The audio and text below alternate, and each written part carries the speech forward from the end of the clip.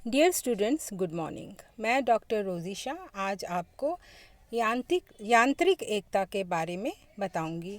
अपने पिछले व्याख्यान में मैंने आपको बताया था कि इमाइल दुर्खीम ने अपनी पुस्तक में दो प्रकार के कानूनों की व्याख्या की है, एक दमनकारी कानून और दूसरा प्रतिकारी कानून। दमनकारी कानून यांत्रिक एकता को प्रकट करते हैं और प्रतिकारी कानून श्रम विभाजन और विभिन्नताओं से संबंधित होते हैं। इस प्रकार श्रम विभाजन सामयवी एकता का स्रोत है। दुर्खीम ने दोनों प्रकार के कानूनों के साथ साथ यांत्रिक एकता एवं सामयवी एकता की विवेचना की है, उसे ही हम समझेंगे। आज मैं आपको यांत्रिक एकता के बारे में बताऊंगी और अपने अगले व्याख्यान में आपको सावयवी एकता के बारे में समझाऊंगी। यांत्रिक एकता प्राचीन, छोटे, सरल, अविकसित, आदिम और बिछड़े समाजों में यांत्रिक एकता पाई जाती है। इन समाजों में सदस्यों में सभी क्षेत्रों में समानताएं पाई जाती हैं जो सामाजिक एकता का आधार होती हैं। ये समाज छोटे से भौगोलिक क्षेत्र में बसे होते हैं, आकार में छोटे होते हैं और इनकी जनसंख्या भी कम होती है और जनसंख्या का घनत्व भी बहुत कम होता है। इनकी आवश्यकता बहुत सीमित होती है तथा एक जैसी होती है। यहाँ पर मेरे कहने का अर्थ है कि समूह के सदस्यों में पाए जाने वाली समानताएं यांत्रिक एकता का आधार होती हैं। समाज के सदस्यों में समानताओं से परिपूर्ण जीवन होता है। उनके विचारों, विश्वासों, कार्यों और जीवन शैली के सामान्य प्रतिमान और आदर्श प्रचलित होते हैं। व्यक्ति का व्यक्तित्व स्वतंत्र नहीं होता, वह समूह के व्यक्तित्व में घुल मिल जाता है। इनमें एकता का कारण सभी क्षेत्रों में एकरूपता का होना है। इसीलिए दुर्खीम ने एकरूपता पर आधारित एकता को यांत्रिक एकता बताया है। इन समाजों में श्रम के विभाजन का अभाव होता है या श्रम विभाजन न्यूनतम या अल्प होने के कारण विभिन्न क्षेत्रों में एकरूपता होती है। यांत्रिक एकता के अंतर्गत ही दुर्खीम ने अपराध और दंड की समाजशास्त्रीय व्याख्या प्रस्तुत की है और इसी संदर्भ में आपने अपनी महत्वपूर्ण अवधारणा सामूहिक चेतना पर भी प्रकाश डाला है। सबसे पहले मैं आपको यांत्रिक एकता की विशेषताएं बताऊंगी और उसके पश्चात मैं आपको दंड, अपराध और सामूहिक चेतना की अवधारणा को समझाऊंगी। यांत्रिक एकता की विशेषताएं: मानव व्यवहार और मनोविज्ञान। यांत्रिक एकता वाले आदिम समाजों के व्यक्तियों की मानसिक, नैतिक और सामाजिक घटनाओं के क्षेत्रों में एकरूपता व्यक्त होती है।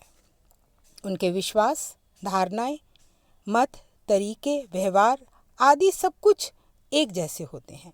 दुर्खीम ने लिखा है कि इन यांत्रिक एकता वाले समाजों के व्यक्तियों में भिन्नता केवल आनुवंशिकता के कारण होती है। आनुवंशिकता जो कि हमें जन्म से प्राप्त होती है। इन आदिम समाजों में परंपरा का प्रभुत्व होता है, व्यक्तिवाद का पूर्णतः अभाव होता है। दूसरी विशेषता, कानून, नैतिकता और सामाजिक नियंत्रण। दुर्खीम का मत है कि यांत्रिक एकता का आधार सामाजिक अंतर्विवेक और सामाजिक चेतना की एकरूपता होती है और ये सामाजिक चेतना शक्तिशाली होती है और इसके पीछे सर्वसहमति होती है तथा ये अव्यक्तिवादी होती है। सामाजिक नियंत्रण का उद्देश्य समूह के नैतिक मूल्यों तथा नैतिक अंतर्विवेक को पुनः स्थापित करना होता है। न्याय का उद्देश्य भी यही होता है तथा वह अपराधी द्वारा क्षतिग्रस्त की क्षतिपूर्ति नहीं कराता है। तीसरी विशेषता, एकात्मकता और सामाजिक बंधन। इन समाजों में जनसंख्या के अल्प होने तथा श्रम विभाजन की अल्पता के फलस्वरूप यांत्रिक एकता मिलती है। ये व्यक्तियों की सजातीयता पर आधारित होती है। बंधन जो इनको एकता में बांधता है वह सशक्त जनमत की सर्वसहमति होती है। यानी जो इन लोगों में, समाज के लोगों में एकता में बांधने का काम करता है वह है सर्वसहमति, समाज के सदस्यों की सर्वसहमति। और ये भी व्यक्तियों की मानसिक और नैतिक एकरूपता पर आधारित होती है। चौथी विशेषता, राजनीतिक शासन प्रणाली। इन समाजों में सभी महत्वपूर्ण न्याय के कार्य तथा सामाजिक मामले सारा समाज मिलकर निपटाता है। शासन करना, नियम बनाना आदि कार्य संपूर्ण समूह अपने सदस्यों की सार्वजनिक सभा में मिलकर करते हैं। ये पंचायत के रूप में संगठित होते हैं। समाज का कोई भी मामला व्यक्तिगत नहीं होता। उसकी चर्चा यानी उस मामले की चर्चा या निर्णय सामूहिक रूप से लिया जाता है। पांचवी विशेषता, आर्थिक संगठन। इनकी आर्थिकी सभरणात्मक होती है। व्यक्ति मुश्किल से ही अपनी आवश्यकताएं जैसे भोजन, वस्त्र, आवास आदि की पूर्ति कर पाता है।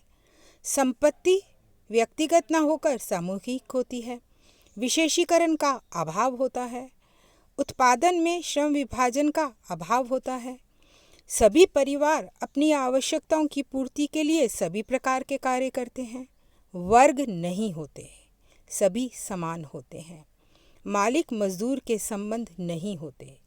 तो संपत्ति भी क्या होती है? सामूहिक होती है। अब मैं इसकी अंतिम विशेषता बताने जा रही हूँ, धर्म एवं विचारधारा।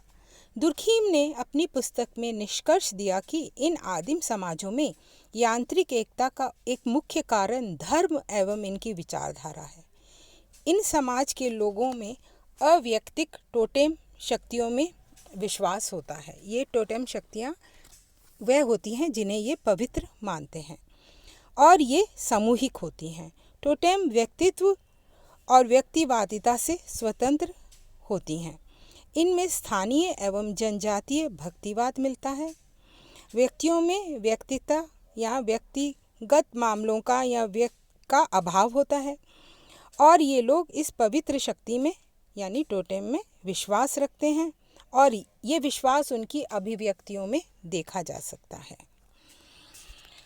अब मैं आपको अपराध, दंड और सामूहिक चेतना के बारे में समझाने जा रही हूँ। सबसे पहले मैं ले रही हूँ अपराध को।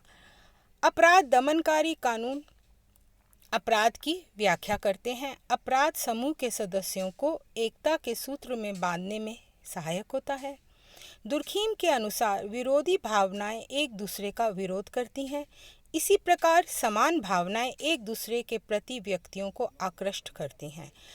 अपराध का संबंध उन भावनाओं पर आघात करने से है जो समाज के समस्त सदस्यों के मन में सामान्य रूप से विद्यमान रहती हैं।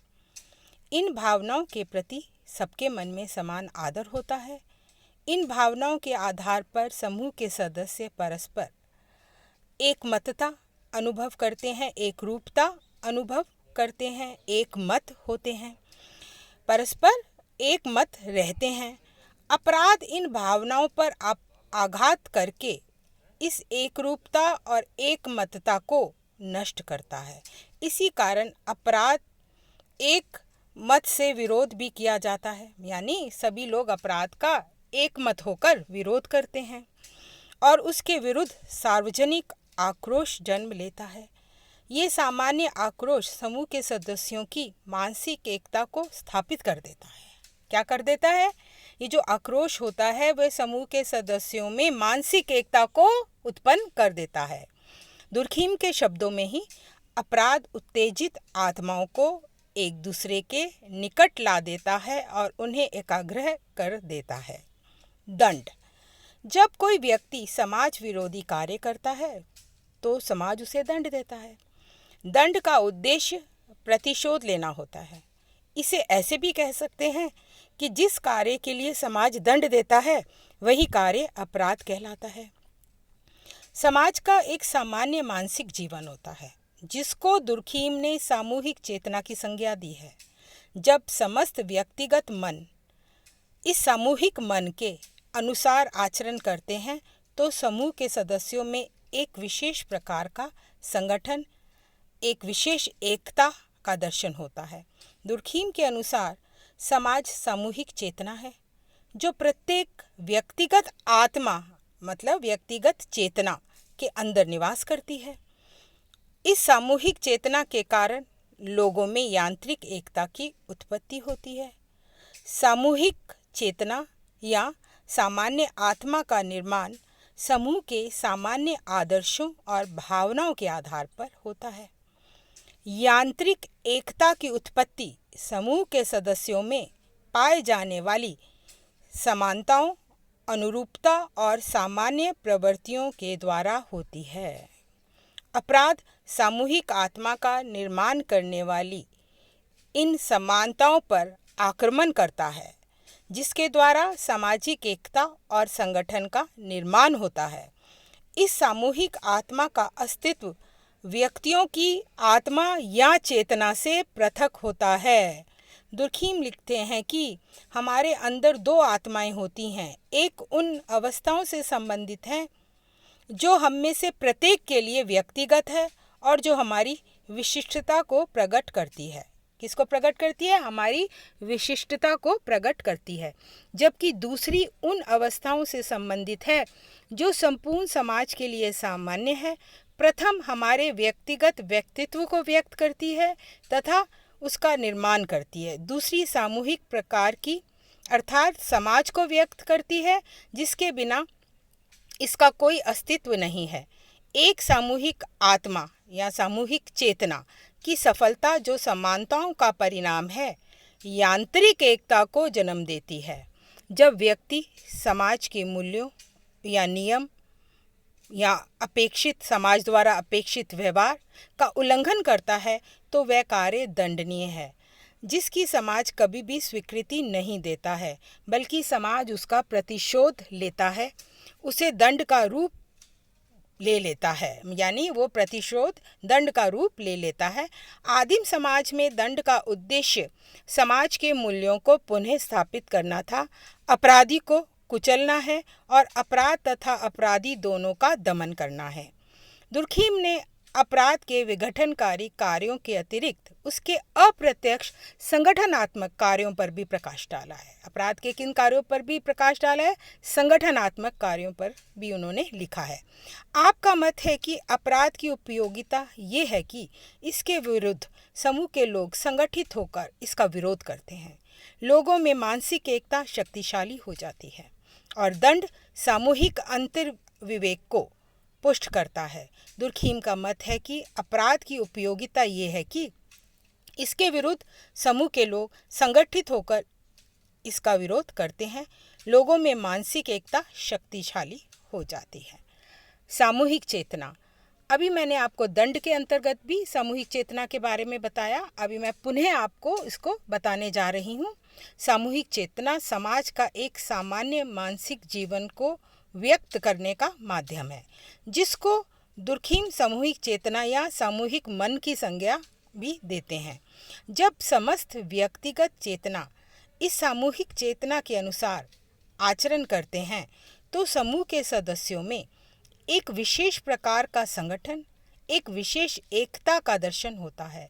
दुर्खीम के अनुसार समाज सामूहिक चेतना है जो प्रत्येक व्यक्तिगत चेतना के अंदर निवास करती है। इस सामूहिक चेतना के कारण लोगों में यांत्रिक एकता की उत्पत्ति होती है। सामूहिक चेतना या सामान्य आत्मा का निर्माण समूह के सामान्य आदर्शों और भावनाओं के आधार पर होता है। यांत्रिक एकता की उत्पत्ति समूह के सदस्यों में पाए जाने वाली समानताओं, अनुरूपताओं और सामान्य प्रवृत्तियों के द्वारा होती है। अपराध सामूहिक आत्मा या चेतना का निर्माण करने वाली इन समानताओं पर आक्रमण करता है, जिसके द्वारा सामाजिक एकता और संगठन का निर्माण होता है। इस सामूहिक आत्मा का अस्तित्व व्यक्तियों की आत्मा से पृथक अलग होता है। सामूहिक चेतना की सबलता जो समानताओं का परिणाम है, यांत्रिक एकता को जन्म देती है। Thank you.